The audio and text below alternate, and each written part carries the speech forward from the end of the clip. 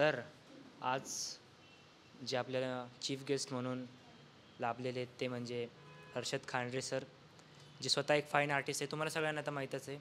ते आपल्यासारख्या अशा पॅशनेट आर्टिस्टसाठी संजीवनी अकॅडमी रन करतात आणि मी त्यांच्याबद्दल काय सांगणार. तर मी त्यांना विनंती करतो की सर तुम्ही प्लीज आम्हाला थोडं मार्गदर्शन करावं. सगळ्यात पहिले थँक्यू सो मच सर, की तुम्ही असा एक प्लॅटफॉर्म या ठिकाणी सुरू केला आहे टॅलेंट्री नावाने. विवेक सरांना मनापासून थँक्यू. आणि टॅलेंट्री हा एक असा प्लॅटफॉर्म आहे की लोकल लेवलचे आर्टिस्ट, बघा मला जर कॅमेरा फेस करायचा तर मी काय करेल, माझी भाषा बदलेल, माझी बॉडी लँग्वेज बदलेल. पण एक गोष्ट खूप चांगली जाणवली, मी सगळे व्हिडिओज तुमचे बघितलेत, तर बनावटी चेहरा कोणाचाच दिसला नाही. जी आपली मराठमोळी भाषा आहे मराठवाड्यातली, तर त्या भाषेत सगळे बोलत आहेत आणि खूप एन्जॉय केलं. आत्ताचे पण सेशन खूप छान झालेत. तर थँक्यू सो मच टॅलेंट्री team. Madam thank you so much. फारच म्हणजे छान वातावरण या ठिकाणी बघायला भेटलं आज. तर माझं नाव हर्षद खांडरे. मी चित्र काढण्याचा प्रयत्न करतो. आर्टिस्ट म्हणणं कितपत योग्य आता मलाही नाही माहिती, कारण की कलेवर काहीतरी बोलणं इतकी लायकी सध्या माझी तरी नाही आहे. प्रयत्न करतो आहे, एक त्या प्रवासाचा आनंद घेतो आहे आणि ती जर्नी आज तुमच्यासोबत बोलणार आहे. तर फार असं सिरियसली पण ऐकू नका, कारण मी तुमच्यासारखाच आहे. मी एक विद्यार्थीच आहे आणि ह्या जर्नीमध्ये माझा प्रवास आता सुरू आहे. तर माझी सुरुवात, मी छावणी भागामध्ये माझं छोटंसं आमचं घर होतं, त्याच ठिकाणी राहायला होतो. तुमचे काही क्वेश्चन असतील आणि इनकेस जर मध्ये तुम्ही बोर झालात की सर बस झालं, बहुत पकारे हो आप, तर हात वरती करा. कारण माझ्या आधी इतकं एंटरटेनमेंट झालं इथे, तर मला शेरोशायरी जमत नाही, नाही मला ॲक्टिंग जमते. जे आहे ते मी सत्य तुमच्यासमोर सांगणार आहे. इनकेस बोर झाले तर प्रामाणिकपणे हातवर करा सर, जादा वर आहे. तर मी थांबून गेलो. ठीक आहे. तर छावणी भागामध्ये जन्म झाला, तसा कलेचा प्रवास लहानपणापासूनच सुरू झाला. आपण म्हणतो की मला चित्रकला आवडते किंवा मला ह्या क्षेत्रामध्ये खूप जास्त आवड आहे. तुम्ही फील्डला चूज करत नाही, माझ्या मते फील्ड तुम्हाला चूज करतं. कारण की परिस्थिती अशी बनत जाते आपल्या समोरची की हळूहळू आपण त्या फील्डमध्ये ओघावत जातो. तसं माझं एक एक्झाम्पल आहे, हे माझं मत आहे, कदाचित तुमचं मत वेगळं असू शकतं. लहानपणी शाळेमध्ये अभ्यासामध्ये मी बऱ्यापैकी कच्चा होतो. ढ मधला ढ विद्यार्थी. हाईट कमी असल्यामुळे समोर बसवावं लागायचं आणि समोर जे विद्यार्थी असतात, शिक्षकांचं सगळ्यात पहिली, जसं मी बोलतोय तर माझ्या डोळ्यासमोर आधी लक्ष जातं, नंतर मागे. ढ विद्यार्थी असल्यामुळे आल्यानंतर रोज मार खाणार, होमवर्क कधीच नाही. आणि अशा परिस्थितीमुळे छावणीचं जे माझं सराउंडिंग होतं, तर ते एकदम लोकल चाळीसारखं वातावरण होतं आणि त्या वातावरणामध्ये जडणघडण झालेली. कलेचा प्रवास सुरू होत असताना सुरुवातीला म्हटलं की आपल्याला या क्षेत्रामध्ये आवड आहे, आपण चित्र काढली पाहिजे.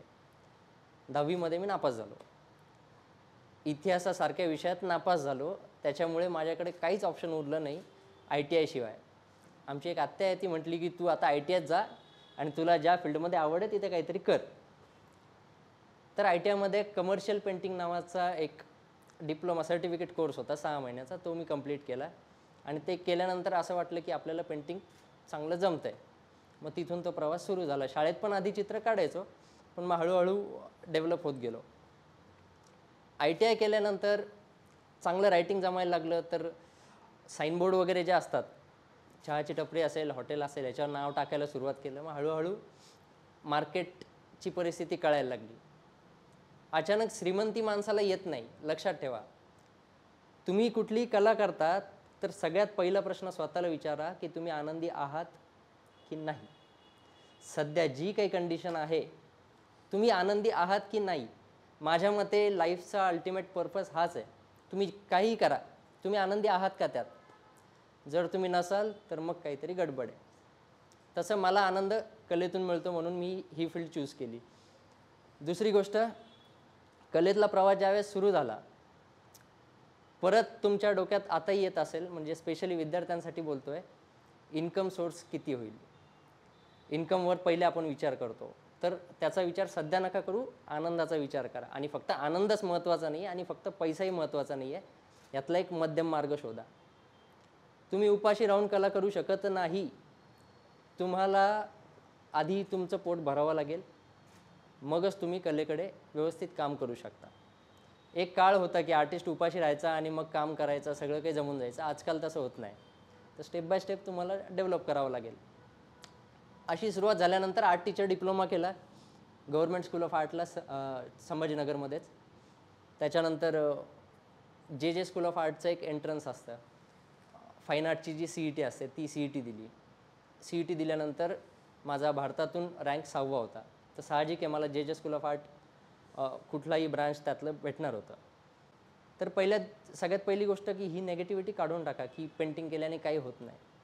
हां, पण अपडेशन तुमचं फार गरजेचं आहे. प्रत्येक फील्डमध्ये प्रत्येक गोष्टीचं अपडेशन तुम्हाला पाहिजे, तरच फील्ड तुम्हाला पुढे घेऊन जाईल.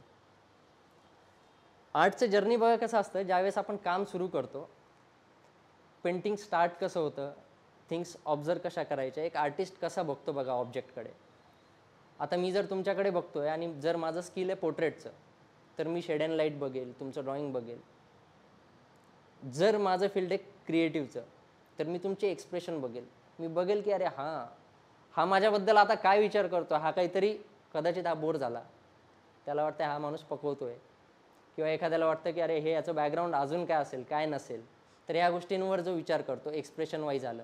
आणि तिसरी गोष्ट असते की फिलिंगवर काम होतं, त्याला त्यावेळेला काय फिलिंग झालं, आणि ह्याच्यावरच वेगवेगळे व्हिज्युअल आर्ट फॉर्म डेव्हलप होत गेलेले आहेत.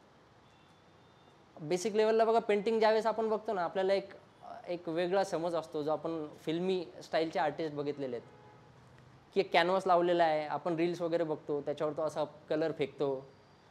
असं बिलकुल होत नाही. म्हणजे माझ्यासोबत तर पर्सनली असं झालेलं नाही की एकदम कलर फेकले आणि तितक्या फोर्समध्येच पेंटिंग बनतं, असं बिलकुल नाही. मध्ये एक पॉज असतो, बराच वेळ आपण चित्राकडे एकटक बघत असतो, कल्पना सुचते, मग त्या कल्पनेनुसार व्हिज्युअल येतात, मग त्या व्हिज्युअलवर काम होतं. ही प्रोसिजर आहे पेंटिंगची. तर असं माझं बॅचलर झालं. बॅचलर ऑफ फाईन आर्ट मी पेंटिंगमध्ये केलं. सुरुवातीला मी काही शब्द जाणून बुजून थोडे जास्त आवाजात वापरले, की माझा जेला 6वा नंबर होता. मग मी नॅशनल अवॉर्ड, मला स्टेट अवॉर्ड भेटलेत. थोड्या दिवसांसाठी मोटिवेशनचा हा बलून आहे, थोडे दिवस तो तुम्हाला हेल्प करेल. माझं झालेलं नुकसान पहिले मी सांगतो तुम्हाला. ज्यावेळेस मी इतके अवॉर्ड्स घेतलेत, तर एक चुकीचा गैरसमज माझ्या डोक्यात आला की यस, हर्षद खांडरे आर्टिस्ट बन गया, खूप मोठा आर्टिस्ट झाला, इतके अवॉर्ड आहेत, नॅशनल आहेत. काही वर्षानंतर मला त्याचं नुकसान पण झालं. नुकसान काय झालं की एक इगो डेव्हलप झाला, आणि ज्या विंडो असतात ना शिकण्याच्या, ज्या ओपन व्हायला पाहिजेत की हा माझ्याकडे शिकण्यासारखं अजून काहीतरी आहे, तर त्या क्लोज झाल्या. 1 वर्ष भयंकर मनस्ताप झाला या गोष्टीमुळे. मनस्ताप का झाला? एका कॉम्पिटिशनला मला प्राईज नाही भेटलं. हां, आणि त्या कॉम्पिटिशनबद्दल मग मी बोलायला लागलो स्वतःशीच की नाही, तर जुगाड असतात, इथं ओळखीच्यांनाच प्राईज देतात. आणि मग ज्यांचे प्राईज मला भेटले त्याचं काय? तर विद्यार्थ्यांनी सगळ्यात पहिले हे लक्षात ठेवा, कॉम्पिटिशन महत्त्वाच्या आहेत. फेल्युअर आणि सक्सेस येत राहणार, पण आपल्या मधल्या मार्गावर कायम आपण चालत राहायचं. सक्सेस आणि फेल्युअर हे अपडाऊन सुरूच राहणार. हे स्टॉक मार्केटसारखं असतं. कॉन्स्टंटली आपलं काम करत राहायचं आणि त्या मार्गावर प्रामाणिकपणे काम करत राहा आणि आनंद शोधा. तुम्हाला काय आवडतं? आणि एक गोष्ट बॅक ऑफ द माइंड ही कायमस्वरूपी सुरू पाहिजे की आपल्याला इन्कम सोबत आपला आनंद, या दोन्ही गोष्टींचा समतोल ठेवता आला पाहिजे. तुम्ही फक्त जर का तुम्हाला एखाद्याला मारण्यात आनंद येतोय, तुम्ही चालता फिरता कोणालाही धरून मारतात, हां मला आनंद भेटतोय, असे नाही चालणार.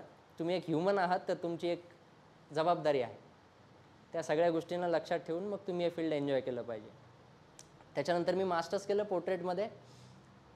बऱ्याच गोष्टी अपडाऊन पण झाल्यात, आणि सध्या रिसेंटली आता जहांगीर आर्ट गॅलरीमध्ये एक एक्झिबिशन झालं आहे. त्या ठिकाणी छान रिस्पॉन्स मला आला आहे.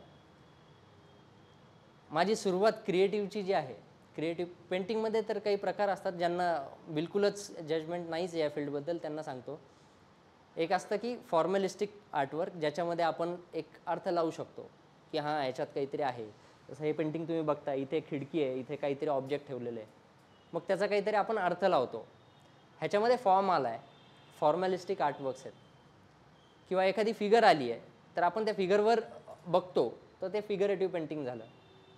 काही ठिकाणी तुम्ही बघितलं असेल की पेंटिंगवर फक्त ॲप्लिकेशन केलेले आहेत कलरचे, कलर लावलेला आहे, ॲब्स्ट्रॅक्ट पेंटिंग म्हणतात बघा त्याला.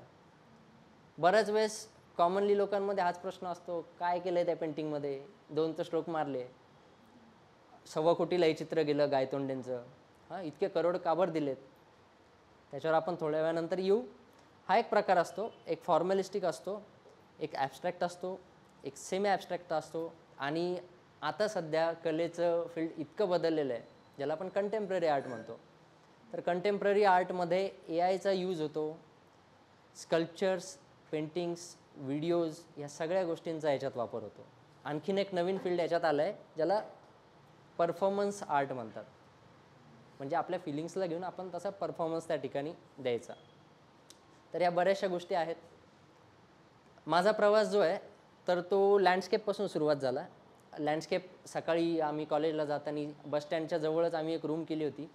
आम्हाला बसस्टँड जवळ पडावं म्हणून रूम केली होती, कारण की तिथे जाऊन आम्ही स्केचिंग करायचो.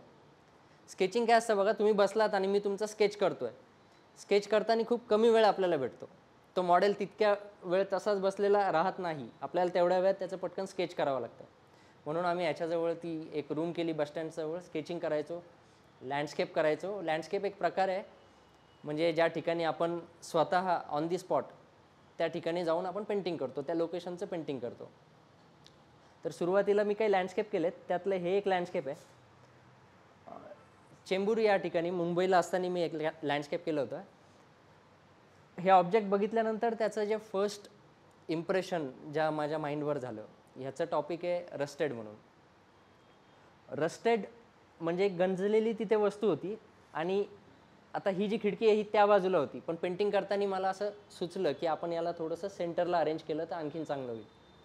तर एक सिम्पल एक कॉम्पोजिशन त्या ठिकाणी केलं आहे, आणि एक फर्स्ट इम्प्रेशन त्या ऑब्जेक्टला बघितल्यावर जे माझ्या मनात आलं ते मी इथे पेंट केलं आहे. ठीक आहे, आपण पेंटिंगवर थोडंसं डिस्कशन करून घेऊया, मग क्वेश्चन आन्सर करूया. तर माझ्या चित्रांमध्ये बेसिकली काय आहे की माझं जे सराउंडिंग आहे, माझं जे लाईफ आहे, तर ते मी ॲड करण्याचा प्रयत्न करतो.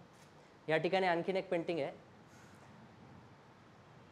काय वाटतंय, तुम्ही पण थोडं बोलत चला, म्हणजे मीच एकटा बोलतोय आणि तुमचे चेहरे परत आधार कार्डवरच्या फोटोसारखे दिसत आहेत.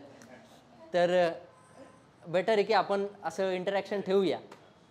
हां, काय वाटतंय हे पेंटिंग बघितल्यावर?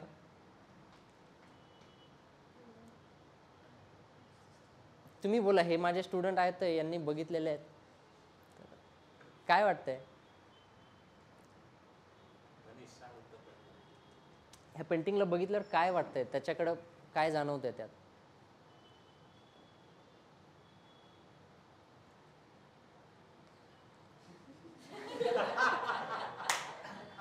यालाच ॲब्स्ट्रॅक्ट म्हणतात.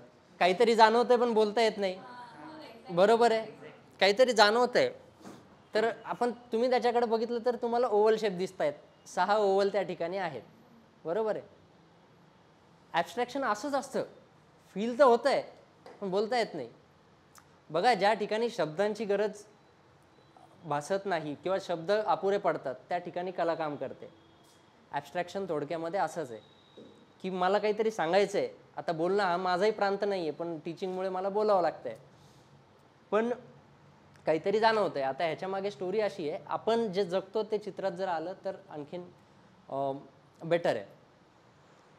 आमची लहानपणी एक छोटीशी खोली होती पत्र्याची, छावणी ह्या भागामध्ये, आणि पत्र्याला वरती काही 2-3 होल होते, आणि उन्हाळ्याच्या दिवसामध्ये त्याच्यातून उजेड यायचं त्या पत्र्याच्या खोलीतून.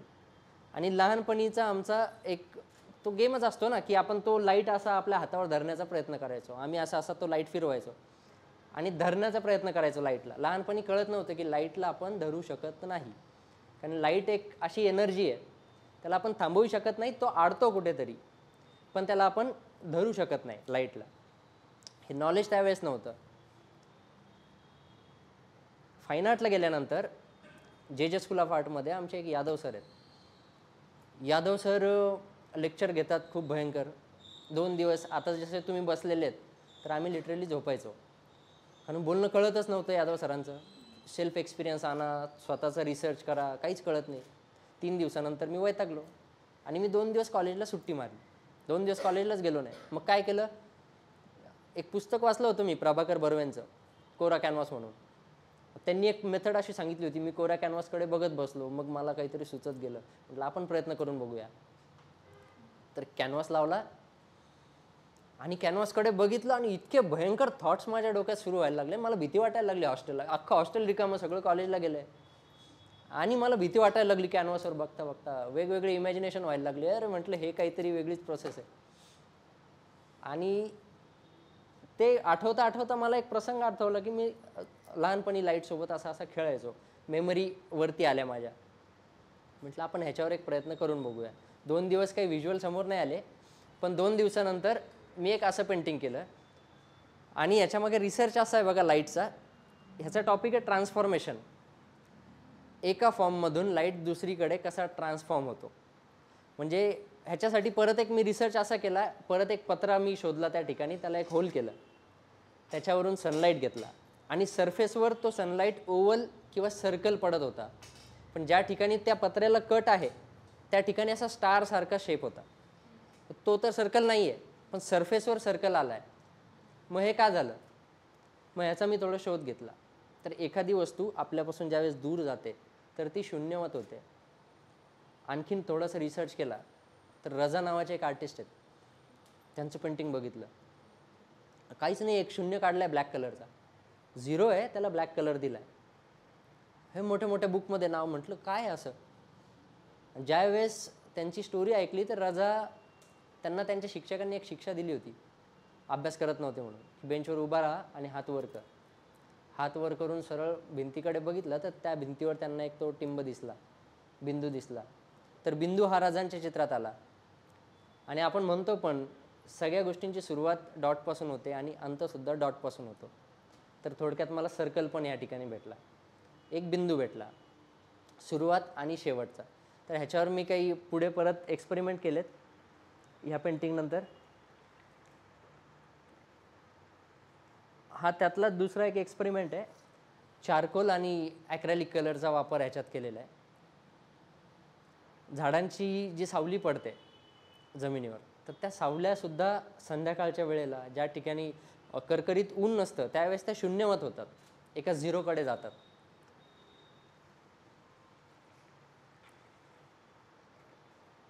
हे परत एक पेंटिंग आहे. लाईट आणि शॅडो आणि त्यामधल्या त्या ज्या प्ले असतात शॅडोच्या आणि लाईटच्या, तर ते माझ्या पेंटिंगमध्ये त्याचं कॉम्पोजिशन तुम्हाला दिसतंय.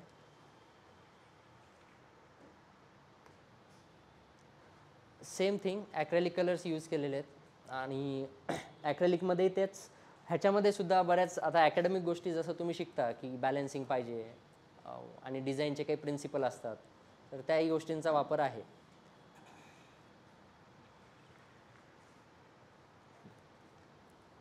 आता झालं काय, ज्यावेळेस लाईटवरचा रिसर्च केला, लाईटवर भरपूर म्हणजे काम केलं आहे, तर त्यावेळेस माझ्यावर एक ठप्पा लागला होता की अरे हर्षद खांडरे तो लाईटवाला, हां लाईटवर पेंटिंग करतो तोच. आणि रिपिटेशन नंतर मला पर्सनली असं वाटायला लागलं की आता बस झालं, म्हणजे डोक्यात काहीतरी वेगळंच चालू आहे, लाईटच नाही सुरू, त्याच्यासोबत अजून वेगळ्या पण कॉन्सेप्ट येत आहेत. आणि अचानक थोडंसं काम बदललं. बघा, ज्यावेळेस शिकत असताना आमच्या सरांनी आम्हाला सांगितलं की सुट्ट्यांमध्ये आम्हाला टास्क असायचे की तुम्ही इतकं स्केचिंग करा, इतके लँडस्केप करा, इतके पोर्ट्रेट करा, तर तुमचं काम डेव्हलप होईल. पण एकमेव आमचे एक शिक्षक होते, यादव सर, त्यांनी सांगितलं की तुमचा डोळा तयार करा, सुट्ट्यांमध्ये तुमचा डोळा तयार करा. आता डोळा तयार करायचं म्हणजे काय, डोळ्याचं स्केचिंग करायचं की काय? तर तसं नाही. डोळा तयार करा म्हणजे ऑब्झर्व करा थिंग्सला, आणि ऑब्झर्व केल्यानंतर त्याच्यातून तुम्हाला काही ना काही कॉन्सेप्ट सुचतील, तुमचा रिसर्च काहीतरी त्याच्यामध्ये येईल. काम सुरू असताना मी काय केलं, एका मित्राच्या भावाच्या लग्नात गेलो. जालन्याच्या जवळपास कुठेतरी गाव होतं. आपण म्हणतो की सामान्य व्यक्तीला कला कळत नाही. बऱ्याच लोक, मोठे मोठे आर्टिस्ट लोक असतात, किंवा आपण खूप शहाणे झाल्यानंतर कसं आहे, 3rd इयर लास्ट इयरला विद्यार्थी आल्यानंतर म्हणतो की हां मला खूप कळायला लागलं म्हणून. ॲक्च्युली ती सुरुवात पण नसते. आणि दुसरी गोष्ट, आपण म्हणतो की कॉमन लोकांना आर्ट कळते का? काय वाटतं तुम्हाला? तुम्ही पण बोला, म्हणजे आता मलाही असं वाटायला लागलं ते आधार कार्ड बघून बघून. कळतं असं वाटतंय? किती लोकांना वाटतंय? चला, ज्यांना वाटतंय की हां आर्ट कळते कॉमन लोकांना, ते लोक हात वर करा, म्हणजे थोडी आपली एक्झरसाइज होऊन जाईल खाली वर केल्यामुळे. अच्छा, दोन्ही पण वाटतं का तुला? वाटतं म्हणून. ओके, एक्सरसाइज केलं. ठीक आहे. तर एक आहे ना, मी महादेवाची पिंड त्या ठिकाणी ठेवलेली होती ओट्यावर. आणि महादेवाच्या पिंडीसमोर काय असतं? नंदी. बरोबर आहे, नंदी ठेवलेला असतो. तर त्या गावात मी बघितलं की एक रांजण आहे ना, असा तिरका करून ठेवला होता. अरे, मी म्हटलं, आणि तो एक दोन ठिकाणी क्रॅक गेलेला, तुटका फुटका. म्हटलं असं काय? आणि मी तिथल्या लोकांना विचारलं, हे काय आहे? तर मला कोणीच म्हटलं नाही की हे रांजण आहे म्हणून. ते म्हटले की हा नंदी आहे. म्हणजे रांजणामध्ये त्यांनी नंदीचा आकार बघितला. ही साधारण गोष्ट नाही आहे. आणि त्यांनी विचार नाही केला की याचं मटेरियल काय, तुटका फुटका आहे तो. त्यांनी मॅटरवर जास्त फोकस झाले. शिवलिंग काय म्हणजे तसा बघितला तर दगड आहे, पण त्याचं व्हॅल्युएशन वेगळं होतं ज्यावेळेस तो शिवलिंगाचा आकार घेतो. तर मॅटर बऱ्याच वेळेस तेवढं महत्त्वाचं असतं जेवढं मटेरियल नसतं. तर सामान्य लोकांनाही कला कळते आणि ह्यांच्यातूनच मी बऱ्याच गोष्टी शिकत गेलो. आणि माझा हा जो परिसर आहे, मला खूप अभिमान आहे की मी छत्रपती संभाजीनगरमध्ये राहतो आणि मला अजिंठा आणि वेरूळ ह्याचं बॅकग्राऊंड आहे. आणि इतके दिवस कळत नव्हतं, म्हणजे आताही काही पूर्णतः कळलेलं नाही आहे, पण गेल्यानंतर मला इतके सुंदर विषय त्या ठिकाणी भेटतात आणि तेच मी माझ्या चित्रात आणण्याचा प्रयत्न करतो. त्याचं रिप्रेझेंटेशन म्हणा किंवा त्याचं माझ्या माइंडवर पडलेलं इम्प्रेशन, त्याच्यातून स्वतःचे काही एक्सपिरियन्स त्याला कनेक्ट करून मी माझ्या पेंटिंग्स करतो. आता इंडियन आयकोनोग्राफीला घेऊन रिसेंटली मी काम करतो आहे. आयकोनोग्राफी काय असते बघा, एकदम सोप्या भाषेत समजून घेऊ. एक देवी आहे जी कमळावर बसलेली आहे. काय नाव आहे त्या देवीचं? सरस्वती. आणि लक्ष्मीसुद्धा कमळावर बसलेली आहे. बरोबर आहे. आपण विचार केला आहे का कधी कमळावरच का दाखवली आहे? कमळावरच ती देवी का दाखवली आहे? फक्त सुंदर दिसते म्हणून नाही आहे, लक्षात घ्या. ह्याच्या मागे खूप मोठा थॉट प्रोसेस आहे. वेस्टर्न आर्ट ज्यावेळेस डेव्हलप होत होतं तर त्या लोकांनी रिअलिझमला जास्त महत्त्व दिलं. ज्यावेळेस रेनेसॉ पिरियड सुरू झाला, शेड अँड लाईटचा वापर केला, रिॲलिटी ॲज इट इज त्या लोकांनी पेंट केली. पण सेम टायमिंगला ज्यावेळेस ते लोक बोलूसुद्धा शकत नव्हते, आपल्याकडे भाषा डेव्हलप झाल्या होत्या, आपल्याकडे शिलालेख झालेले होते त्या काळात. तर इंडियन आर्ट जे आहे ना, तर ते थॉटपेक्षा किंवा जी रिॲलिटी जी दिसते आपल्याला त्याच्यापेक्षा जी रिॲलिटी आहे ॲक्च्युअल, जी आपल्याला दिसत नाही पण आहे, त्याच्यावर जास्त इंडियन आर्टने काम केलं आहे. आता कमळावरती देवी बसलेली दाखवली आहे, सरस्वती किंवा लक्ष्मी. आता लक्ष्मी जर कमळावर दाखवली तर याचा अर्थ काय की तुमच्या घरामध्ये धनधान्य, म्हणजे आपण म्हणतो ना की लक्ष्मी ही प्रॉस्पेरिटी किंवा मग आपण म्हणू सोर्स मनी ह्याची देवता आहे ना, आणि त्याच्यासाठी आपण पूजन करतो. कमळाचं फूल कधी तोडलं आहे का तुम्ही पाण्यातून काढून?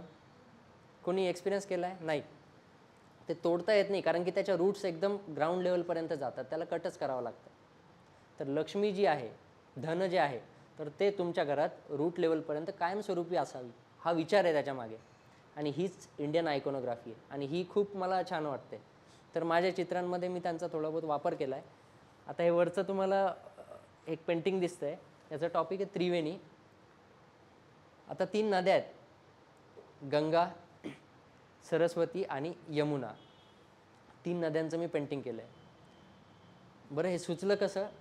मी ज्यावेळेस वेरूळ व्हिजिट केलं, वेरूळमध्ये हे 3 शिल्प आहेत एका भिंतीवर केलेले.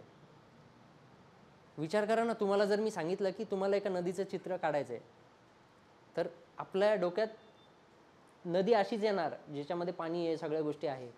पण इंडियन आर्ट इतकं महान आहे आणि मला खूप अभिमान आहे एक भारतीय असल्याचा पण, की इंडियन आर्टमध्ये या गोष्टींबद्दल विचार केला आहे. त्यांनी एका फिमेल फॉर्ममध्ये देवीला ड्रॉ केलं, त्याच्या काही आयकोनोग्राफी आहेत. या ठिकाणी खाली एक मगरीसारखा प्राणी आहे, बॉडी त्याची मगरीची आहे, फेस त्याचा एलिफंटचा आहे आणि शेपटी माशाची आहे. मध्ये जर बघितलं तर हंस आहे आणि पलीकडे बघितलं तर कासव आहे.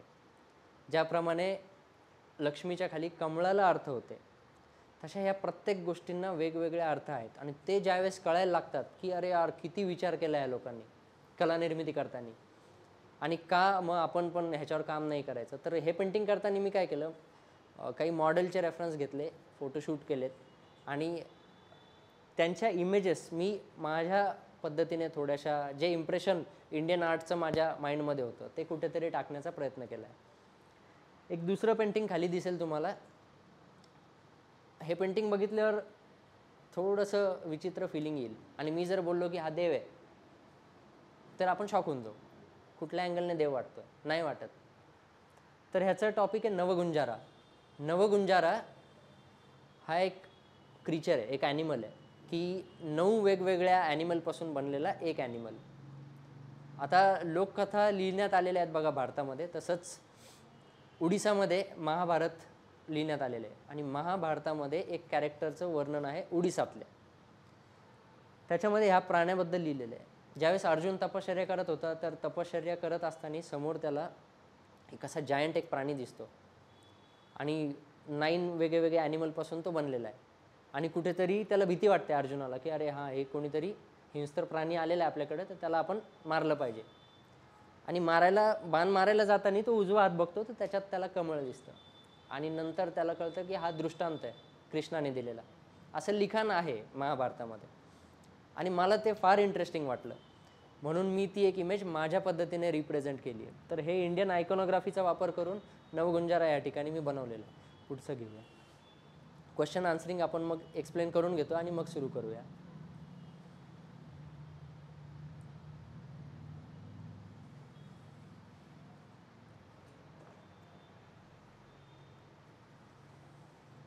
आता मी म्हटलं की कुठलाही ऑब्जेक्ट, कुठलीही वस्तू आपण ज्यावेळेस एक कलाकार बघतो तर एक वेगळ्या डायमेन्शनने बघतो. आपली सोसायटी डेव्हलप कशी होते, कोणी बोलू शकेल का याच्यावर? सोसायटी डेव्हलप कशी होते? अरे काहीतरी बोला. परत मला आधार कार्ड आठवत आहे. बरं, एक लहान मुलगा ज्यावेळेस तो मोठा होतो तो कसा शिकतो? सगळ्या गोष्टी ऑब्झर्व करतो, बरोबर, तो फॉलो करतो. जर पप्पा असे करत असतील दाढीवरून हात, त्याला दाढी जरी नसेल पण तो फिरवतो हात असा, है ना. आई जर का रील लावून डान्स करत असेल किचनमध्ये तर मुलगी पण तसा डान्स करणार, 100% करणार. तर आपण काय करतो, आपण फॉलो करतो. आपले ज्या मोठे लोक आहेत त्यांना आपण फॉलो करतो. तर ह्या पेंटिंगमध्ये हा एक मुलगा आहे आणि ज्यावेळेस तो कृष्णाचा एक पेंटिंग बघतोय, कृष्णाचं एक पेंटिंग आहे, याचं टायटल आहे वॉन्ट टू बी, म्हणजे कृष्णासारखं होण्याचा प्रयत्न करतोय. तर ही एक सोसायटी आहे जी डेव्हलप होते आणि ज्यावेळेस आपण डेव्हलप होतो आणि आपण जर चांगल्या गोष्टीला फॉलो केलं तर कदाचित आपली ग्रोथ आणखीन चांगल्या प्रकारे होऊ शकते. हे जे पेंटिंग आहे, राग कलिंगडा नावाचा एक राग आहे म्युझिकमध्ये. तर त्याच्यावर इंडियन आर्टमध्ये रागमाला नावाची एक सिरीज झालेली आहे, रागमालेवर पेंटिंग झालेले आहे. तर हे पेंटिंग त्यावरच केलं आहे मी. लहान मुलगा ज्यावेळेस ते पेंटिंग बघतोय आणि त्याला ते वाटतं की कृष्णाच्या हातामध्ये एक ऑब्जेक्ट आहे तर तेही मला पाहिजे. तर नकळत एखादं चित्र बघताना आपली एंट्री त्या चित्रात होते ना. जसं माझं पहिलं पेंटिंग तुम्ही बघितलं ज्याच्यामध्ये जे सर्कल होते ओव्हल शेप, कळत तर नव्हतं पण तुम्ही विचार करायला लागले होते की याच्यात काय असेल, त्याला अर्थ लावत होते तुमच्या पद्धतीने. सुरुवातीला मी अर्थ सांगितला नाही. तर हा लहान मुलगा नकळत त्याचा प्रवेश त्या पेंटिंगमध्ये आहे. तर लोटसचे जे लीफ आहेत तर त्याच्यावरून त्याची मी एंट्री दाखवली आहे. तर वॉन्ट टू बी एक टॉपिक आहे.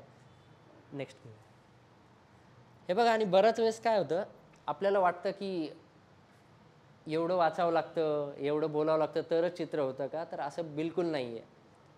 चित्र माझ्या मते असं आहे की तुम्हाला जे वाटतंय ज्या वेळेस ते करून टाकायला पाहिजे. चांगलं वाईट नंतरची गोष्ट, ती प्रोसेस तुम्ही एन्जॉय केली पाहिजे. प्रोसेस महत्त्वाची आहे. फायनल इफेक्ट कोणाला आवडू द्या ना आवडू द्या तो दुसरा पार्ट आहे. अगेन या ठिकाणी सेम थिंग आहे आणि सेम कॉन्सेप्ट मी या ठिकाणी रिपीट केलं आहे. लहान मुलगा आहे, तो एक सोसायटी म्हणून मी त्या ठिकाणी यूज केला आहे आणि चांगल्या गोष्टींसाठी त्याचा आपण कुठल्याही गोष्टीला फॉलो केलं पाहिजे हे दाखवलं आहे. आता त्या मुलाला एक ब्राह्मीण लुक दिला आहे मी. आता ब्राह्मीण हा व्यक्ती कर्माने असला पाहिजे. तर कर्माने ब्राह्मीण ह्या ठिकाणी मी दाखवलं आहे, ज्याचे कर्म शुद्ध आहेत आणि तो महादेवांना फॉलो करतो आहे. तर महादेवाची आयकॉनोग्राफी काय आहे? एक साप आहे गळ्यामध्ये, एका हातामध्ये साप आहे. तर नाग जो आहे तर तो कुंडलिनी एनर्जी जी असते योगामध्ये आपण वापरतो, तर त्या कुंडलिनी एनर्जीला रिप्रेझेंट करतो. एका हातामध्ये डमरू आहे. डमरू वाजवल्यानंतर एक आवाज होतो, एक व्हायब्रेशन होतं. तर व्हायब्रेशन एक क्रिएशनला रिप्रेझेंट करतं. एका हातामध्ये त्रिशूळ आहे. त्रिशूळ सेफ्टीला रिप्रेझेंट करतं. तर अशा आयकॉनोग्राफीचा वापर ह्याच्यात केलेला आहे. पायाच्या खाली एक कॅरेक्टर आहे, नंतर तुम्ही जवळून ती इमेज बघू शकता. एक कॅरेक्टर आहे अपस्मार. आणि जर आपण बुद्धिझम फिलॉसॉफी जर फॉलो केली तर त्या ठिकाणी मार आहे, मार प्रलोभन. बघा, हे लोक एकमेकांशी खूप कनेक्टेड आहेत. फिलॉसॉफीचा जर का आपण विचार केला तर एकमेकांना खूप कनेक्टेड आहे. पायाखालचा जो हा कॅरेक्टर आहे याचं नाव आहे अपस्मार. अपस्मार एक असा डिमन आहे की ज्याला ब्रह्माजीने वरदान दिलेलं आहे की तुला कोणीच नाही मारू शकत, महादेवसुद्धा नाही मारू शकत. हे त्याला वरदान आहे. लक्षात घ्या, हे काही खरंच होते नव्हते तो दुसरा भाग झाला, पण आपल्याला काय शिकायचं त्याच्यातून, ही आपल्या माइंडची एक नेगेटिव्ह साईड आहे. जर तुम्ही विचार केला की माझ्या ब्रेनमध्ये फक्त पॉझिटिव्ह थॉट्स आले पाहिजे, शक्य आहे का? फक्त नेगेटिव्ह आले पाहिजे, शक्य आहे का? दोन्ही येणार. स्टॉक मार्केट खालीवर खालीवर, आता सध्या खूपच खाली आहे, हे पण खालीच आहेत बघा, अपस्मार. तर महादेवांच्या पायाखाली येते. महादेव त्याला मारू नाही शकत, पण महादेवांनी त्याच्यावर कंट्रोल केलं आहे. एक मिडल पाथला महादेव त्या ठिकाणी आहे. म्हणजे नकारात्मकता तुम्ही बऱ्याच वेळेस आपण काढून नाही टाकू शकत, पण आपली प्रतिक्रिया कदाचित आपण थांबवू शकतो. त्याचं हे प्रतीक आहे. ठीक आहे, पुढची इमेज घेऊया.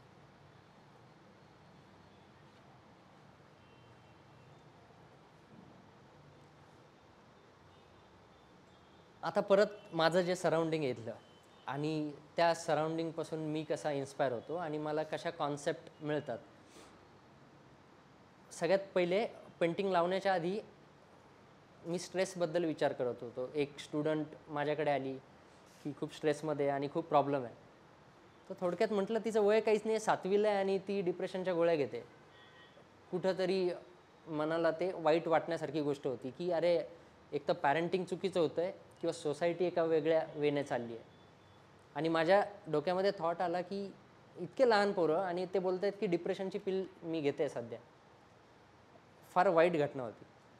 आणि त्यावेळेस मी सफरिंगबद्दल विचार करायला लागलो की सफरिंग काय, दुःख काय आणि येतं का. आणि मग सोल्युशन कोणी सांगितलेले आहेत का? तर हो, सांगितलेले आहेत. बुद्धिझममध्ये, हिंदुइझममध्ये आणि जैनिझममध्ये ह्याचे सोल्युशन सांगितलेले आहेत. आणि सफरिंगपासून आपण फ्री होतो म्हणजेच आपण मुक्त होतो. एक बेसिक लेवलला ह्यांची जर आपण फिलॉसॉफी बघितली, मुक्ती त्यालाच म्हणतात. जर आपण आपल्या दुःखांपासून मुक्त झालो आणि आपण इक्वानिमिटीमध्ये असू तर थोडक्यात आपल्याला दुःखातून आपली मुक्तीच झालेली. तर हे 3 रिलिजन आहेत ज्या सेम थिंग सांगतायत. वरती हिंदुइझम, बुद्धिझम आणि जैनिझम. ह्या ठिकाणी मी बुद्धांची एक इमेज वापरलेली आहे अजिंठ्यातली. अपकमिंग जे बुद्ध आहेत, ज्याला मैत्रेय बुद्ध म्हणतात, जे येणार आहेत, तर त्यांची एक इमेज अजिंठ्यामध्ये तुम्हाला बघायला भेटेल. आणि खूप सुंदर वाटलं मला की आणखीन एक अवतार होणार आहे बुद्धांचा की जे येणार आहे आणि ते परत दुःखमुक्तीचा मार्ग सांगणार आहेत. सेम थिंग कृष्णाबद्दल, विष्णूबद्दल विचार केला तर कल्की अवताराबद्दल आपण ऐकतोच आहे, मूवी पण बघितला असणार आहे. जैन तीर्थंकर जे आहेत तर ह्यांनी सुद्धा सफरिंगपासून कसं फ्री व्हायचं हीच गोष्ट सांगितलेली. म्हणून या ठिकाणी मी 3 हरणी वापरलेल्या आहेत. आणि मी जसं सांगितलं की मी जे सराउंडिंग बघतो त्याच्यातून मला कॉन्सेप्ट सुचतात. तर अजिंठ्यामध्ये एक मूर्ती आहे, तुम्ही जर गेला तर बघायला भेटेल, ज्या ठिकाणी 4 हरणी आहेत आणि एकच चेहरा आहे. ते का वापरलं तिथे याचं उत्तर तर नाही भेटलं मला, पण मला त्याच्यातून एक नवीन कॉन्सेप्ट भेटली. हिंदुइझम, बुद्धिझम, जैनिझम एकच गोष्ट सांगतात, फ्रीडम फ्रॉम सफरिंग. त्यालाच ते मोक्ष म्हणतात, निर्वाण म्हणतात, मुक्ती म्हणतात. नावं वेगवेगळे आहेत पण एकच गोष्ट सांगायची आहे. म्हणून मी बॅकग्राऊंडला ट्रायंगल, 3 या ठिकाणी हरणींची फिगर आणि एक फेस, एकच गोष्ट सांगतायत, फक्त मार्ग वेगवेगळे आहेत. तर हे या पेंटिंगचं कॉन्सेप्ट आहे. बॅकग्राऊंडला त्यांच्या सर्कल यूज केला कारण की देव आपण त्यांनाच मानतो की जे परिपूर्ण आहेत, जे कम्प्लीट फॉर्म ज्यांनी स्वतःमध्ये आणून घेतला, ह्युमन बॉडी असताना सुद्धा देवत्वाला पोहोचलेत. म्हणून मी सर्कल त्याच्या बॅकग्राऊंडला यूज केलेलं आहे. आणि ट्रायंगल याच्यासाठी की 3 डिफरंट फिलॉसॉफीज आहेत, 3 डिफरंट अँगल आहेत त्या ठिकाणी, म्हणून त्या ठिकाणी त्याचा वापर केला आहे.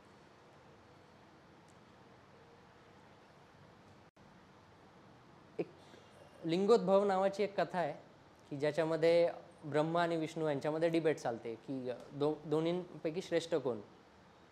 तर पुराणांनुसार असं सांगण्यात आलं की ह्या ब्रह्मांडाची निर्मिती ब्रह्माजीने केली.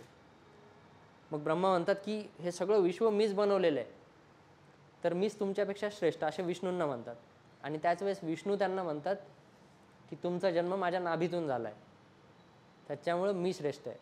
आणि त्या ठिकाणी डिबेट सुरू असताना एक फायर पिल्लर त्यांच्यामध्ये येतो, अग्निस्तंभ येतो मध्ये. थोडक्यात ते महादेव आहेत, शिव आहेत. आणि आपण बऱ्याच ठिकाणी ऐकलं असेल की शिव हे तत्व आहे, म्हणजे एक तत्व आहे की जे बॅलन्स करतं सगळ्या गोष्टींना. तर सेंटरला शिव फायर पिल्लरच्या स्वरूपामध्ये आलेत आणि शिवानी त्यांना एक चॅलेंज दिलं की याचा एक एंड जो शोधून आणेल, either top or the bottom, तर तो दोघांपैकी श्रेष्ठ असेल. शिव तर शिव आहे, एंडलेस आहे, इन्फायनाईट आहे. शिवा म्हणजे ज्याचा ना सुरुवात आहे ना अंत आहे, जे अनंत आहे. तर हजारो वर्ष वरच्या साईडने हे ट्रॅव्हल करतात ब्रह्माजी. त्यांचा हेड मी स्वानचा दाखवला आहे, कारण की पुराणांची कथा अशी आहे की त्या हंसाचं रूप घेऊन ते वरच्या दिशेने गेलेत आणि विष्णू वराहाचं रूप घेऊन खालच्या दिशेने आलेत. तर ह्युमन बॉडीज दाखवल्यात आणि त्यांचा फेस मी चेंज केला आहे. आणि जेचं थोडं ॲकॅडमिक बॅकग्राऊंड मला असल्यामुळे रिअलिझमचा यूज मी या ठिकाणी केला आहे. आणि मध्ये थोडंसं ॲब्स्ट्रॅक्शनही त्याच्यामध्ये तुम्हाला दिसेल. कन्क्लुजन काय याचं पण की दोघं पण गेले, त्यांना काही एंड भेटला नाही. फायनली मग शिवाकडे आलेत. मग शिवा म्हटलेत की तुमच्या दोघांनाही मीच निर्मिती केली आहे, ही सृष्टी सगळी मीच आहे, म्हणजे मीच शून्य आहे. सगळं काही मीच आहे आणि मी शून्यही आहे. मी काहीच नाही आणि मीच सगळं काही आहे.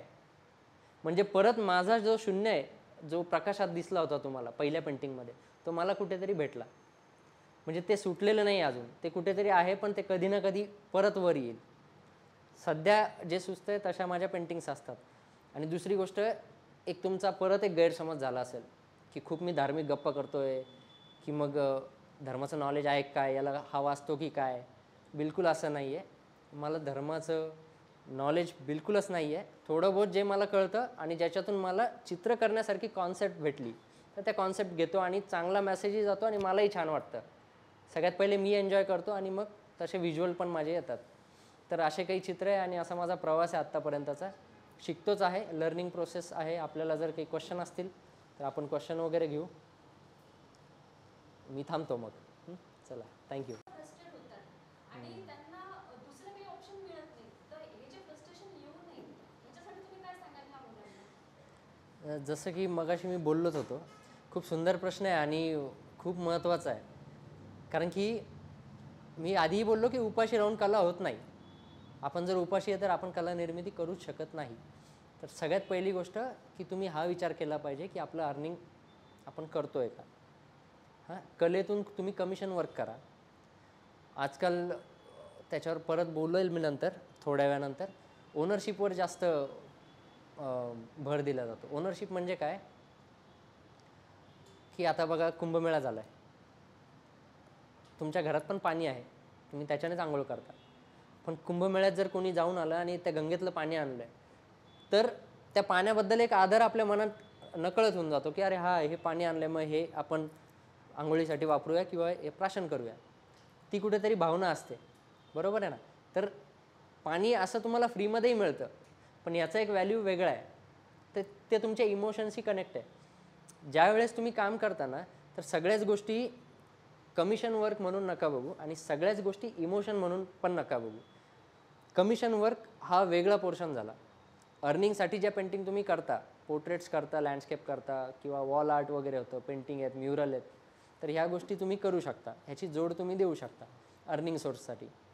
आणि स्वतःसाठी जे काम करता ते वेगळं. फ्रस्ट्रेशन येणं साहजिक आहे, कारण की तुम्ही जे काम करता हे समोरच्याला आवडेलच की नाही ह्याची शाश्वती नाही आहे चित्रकलेमध्ये. आपण ज्या पेंटिंग्स करतो, आता मी इतके चित्र दाखवले, सगळे चित्र सगळ्यांना आवडतील हे नाहीच शक्य ना. प्रत्येकाची आवड निवड वेगळी असते. त्याच्यामुळे आपलं काम करत राहा आणि सोबत अर्निंगचा विचार तुम्हाला केलाच पाहिजे. आणि भरपूर ऑप्शन आहेत. आता मॅडमने सांगितलं जसं फोटोग्राफी अर्निंगसाठी आम्ही त्याच्याकडे बघतो, पण आमचा कल जो आहे तर ते क्रिएशनकडे जास्त आहे. आणखीन एका विद्यार्थ्याचा एक प्रश्न आला होता की सर मी पेंटिंगला आहे आणि मला असं वाटतं की अप्लाइडवाल्यांना काही येत नाही, पेंटिंगवाले एकदम भारी असतात, म्हणजे फुल एकदम ॲटिट्यूड देऊन तो बोलायला लागला.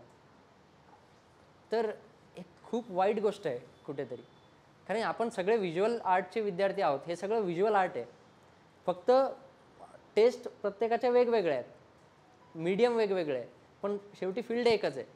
तर कोणी जर असं बोलत असेल की अप्लाइड आर्ट खूप महान आहे किंवा पेंटिंगच खूप महान आहे, बाकी मैं ने तो कौन बे, तुम्ही गाणं ऐकलं असेल. हां, तसं जर कोणी बोलत असेल तर तो निव्वळ मूर्खपणा मला वाटतो आहे. कारण की प्रत्येकाचं आपलं फील्ड आहे, प्रत्येकाचं एक्सप्रेशन आहे आणि एक्सप्रेस होण्यासाठी प्रत्येकाचं आपलं आपलं एक मीडियम असतं. त्याच्यामध्ये जर तुम्ही काम करता, त्याच्यातून अर्निंग आणि त्याच्यातून लर्निंग ह्या दोन्ही जर गोष्टी झाल्या तर तुमच्यापेक्षा सुखी कोणीच नसेल. परत तोच पॉईंट आला जो सुरुवातीला बोललो, तुम्ही सुखी आहात की नाही, दुनिया गोल है.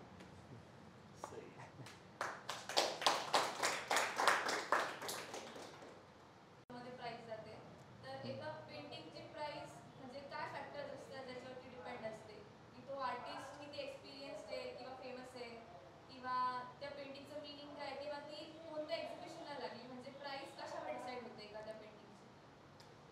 हा खूप कॉमनली विचारला जाणारा प्रश्न आहे की प्राइसिंग कसं ठरतं, की आपल्याला त्या पेंटिंगमध्ये तर काही दिसत नाही, म्हणजे आहे ते पेंटिंग दिसतं आहे, पण जे आर्टिस्टने फील केलं आहे, जे त्याचं कंप्लीट लाईफ त्या एका पेंटिंगमध्ये तो टाकतो आहे, तर ते आपल्याला दिसत नाही. तर आपण हे बोलण्यापेक्षा कितीला विकलं गेलं ह्याच्यापेक्षा ते किती सुंदर आहे ते बघितलं पाहिजे. दुसरी गोष्ट प्राइसिंगचं कसं आहे बघा, आज प्राइसिंग जर त्या चित्राची 200 करोड जरी असेल, आता अमृता शेरगिलचं एक पेंटिंग विकलं गेलं, इंडियन टॉप सेलरमध्ये अमृता शेरगिलचं रिसेंट एक पेंटिंग आहे जे सगळ्यात महाग विकलं गेलं. ते अमृता शेरगिल आता जिवंत आहे का? तिथं गेली आहे. मग तिला काय भेटलं त्याच्यात? ऑक्शन होतात पेंटिंगचे आणि त्याच्यातून त्यांना पैसेही मिळतात, पण कोणाला भेटतात? आर्ट गॅलरीजला मिळतात किंवा ऑक्शन करणाऱ्यांना मिळतात. हा त्यांचा बिझनेस झाला.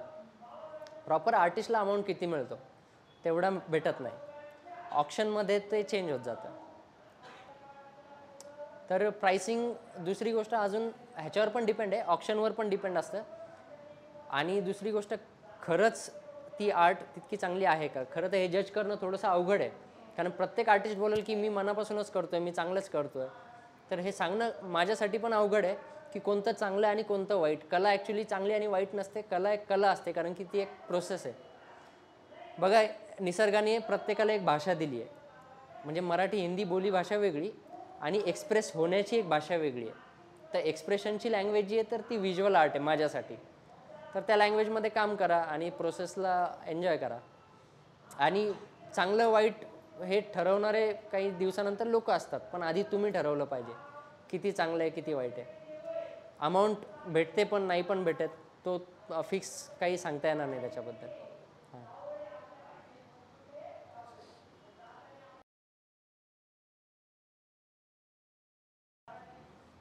बघा, कुठली स्थिती परमनंट नाही सगळ्यात पहिली गोष्ट, आणि बदल ही काळाची गरज पण आहे. सगळ्यात पहिले की हे एक्सेप्ट करा की आज तुम्हाला मल्टीटास्किंग व्हावंच लागेल. तुम्ही जर आज बोललात की मला स्टुडिओ ओपन करायचा आहे आणि मला जे चांगलं वाटतं तेच मी चित्र करणार आणि मग नंतर मी ते जहांगीर आर्ट गॅलरीमध्ये किंवा मोठ्या आर्ट गॅलरीजला लावणार, मग ते सेल होईल, असं सध्याचा काळ नाही आहे. तर मल्टीटास्किंगमध्ये तुमचं नॉलेज गेन व्हायला पाहिजे. दुसरी गोष्ट, पेशन्स वाढवण्यासाठी काही प्रॅक्टिसेस करणं खूप गरजेचं आहे. जसं की आपल्या भारताने जगाला 2 गोष्टी दिलेल्या आहेत, योग आणि ध्यान. ह्यांचा वापर केला पाहिजे, बिलकुल केला पाहिजे. आणि योग एक अशी गोष्ट आहे की जे तुम्हाला फिजिकली आणि मेंटली बरीच हेल्प करेल, आणि ध्यान एक अशी गोष्ट आहे जी कम्प्लिटली तुमच्या माइंडवर इफेक्ट करते, आणि ऑब्वियसली माइंडवर जर चांगले इफेक्ट आले तर तुमच्या बॉडीवर पण येतील. पेशन्स डेव्हलप करण्यासाठी सगळ्यात पहिली गोष्ट, फिजिकल वर्कआउट तुम्ही कंटिन्यू चालू ठेवा. मेंटल वर्कआउट पण तुम्ही केली पाहिजे, कारण की स्ट्रेस सध्याच्या काळातलं खूप मोठं एक चॅलेंज आहे, आणि आर्ट थ्रूसुद्धा तुम्ही हील होऊ शकता ह्या गोष्टींमधून. ह्याच्यासाठी काही वेगळ्या आर्ट थेरपीज असतात, तर त्याच्यावर तुम्ही काम करा. मंडला आर्ट एक सुंदर आर्ट, एक आर्टचं स्टाईल आहे मंडल आर्ट, आणि कॉमनली बऱ्यापैकी लोकांना माहिती आहे. त्याच्यामध्ये काय तुम्ही एका ठिकाणी फोकस होता, आणि ज्यावेळेस आपण त्या कामाशी फोकस झालो, साहजिक आहे आपला थॉटशी आणि आपल्या सफरिंगशी तेवढा संबंध राहत नाही. असतो बॅक ऑफ द माइंड, ते चालू आहे, पण काही वेळासाठी तो संपर्क कमी होतो किंवा तुटतो. आणि साहजिक आहे तुम्ही थोडं पेशन्स पण वाढता, आणि तुम्हाला हॅपी हार्मोन्स ज्या असतात आपल्या त्या तुमच्या ब्रेनमध्ये, बॉडीमध्ये सिक्रेट व्हायला लागतात. या गोष्टींचा वापर करा, आपोआप तुमचे पेशन्स वाढतील. असा प्रश्न आहे की आर्टिस्ट जे आहेत तर ते त्यांचं जे क्रिएशन आहे ते करत असताना त्यांना प्रोसेस ते एन्जॉय करतात की फायनल आउटपुटच्या पाठीमागे लागतात. म्हणजे आत्ताचं जे चित्र दिसतंय की जे पण कॉन्टेंट क्रिएटर असतील सगळ्याच ह्याच्यातले, तर प्रोसेस आणि फायनल वर्क याचा संबंध किंवा याच्याविषयी काही सांगता येईल का थोडंसं? बघा, तुम्ही सगळ्यात पहिले जे लोक काम करतायत आणि सोशल मीडिया यूज करतात बऱ्याच ठिकाणी, मी बरेच असे व्हिडिओज पण बघतो की लाखोमध्ये व्ह्यूज आहेत, मिलियन्समध्ये त्याला व्ह्यूज येतात, आणि जर आर्टवर्क बघितलं तर कुठेतरी खंत वाटते, एक मनात एक त्रास होतो की अरे अरे खरंच हे आर्ट आहे का? आर्ट काय हे मला पण कळलेलं नाही आहे, पण कुठेतरी असं वाटतं की अरे जे मुलं प्युअरली काम करतात ना, ते काय येत नाही समोर, तेही समोर आले पाहिजे. आता सरांचा प्रश्न आहे की प्रोसेस एन्जॉय करतात का, किंवा फायनल आउटपुटबद्दल. हे बघा, कलाकृतीवर आपण ज्यावेळेस काम करतो ना एखाद्या पेंटिंगवर, तर एक विचार डोक्यातून पहिले काढून टाकला पाहिजे की हे कोणाला तरी आवडेल का, हे इथे चालेल का, हे पहिले डोक्यातून काढून टाका.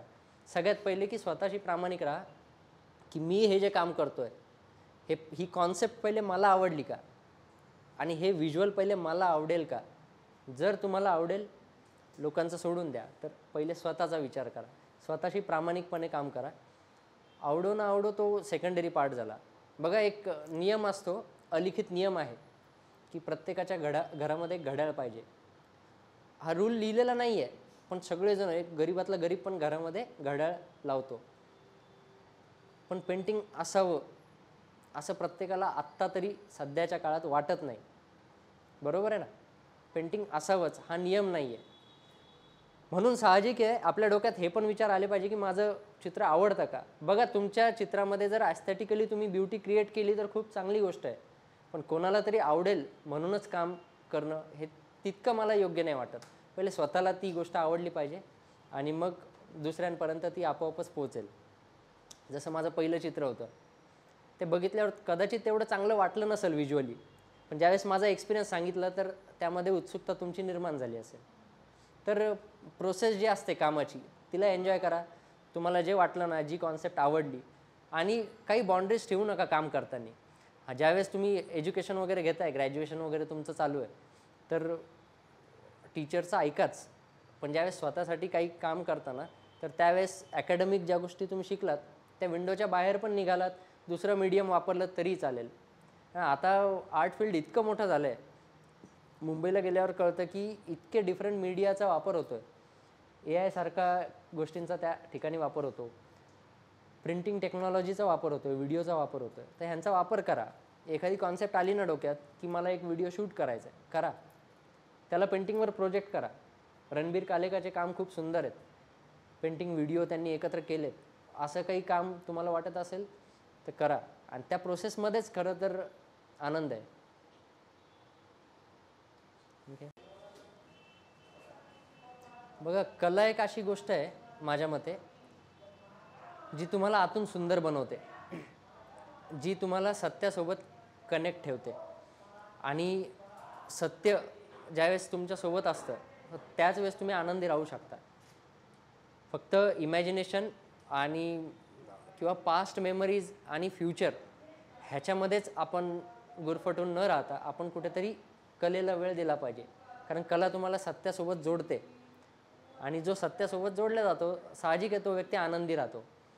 आणि ॲज अ करिअर म्हणून जितकेही आर्टिस्ट आहेत अपकमिंग, जे व्हिज्युअल आर्टला सध्या विचार करतायत, तर बिलकुल काही डाऊट ठेवू नका तुमच्या मनामध्ये, आणि नक्कीच या फील्डमध्ये या, तुमचं करिअर करा. करिअर पण सुंदर आहे आणि हे तुम्हाला आनंदी ठेवायला खूप मदत करेल, आणि नक्कीच या फील्डमध्ये तुम्ही चांगलं करिअर करणार सगळ्यात महत्त्वाचा आनंद आहे ती ही गोष्ट तुम्हाला देऊन जाईल.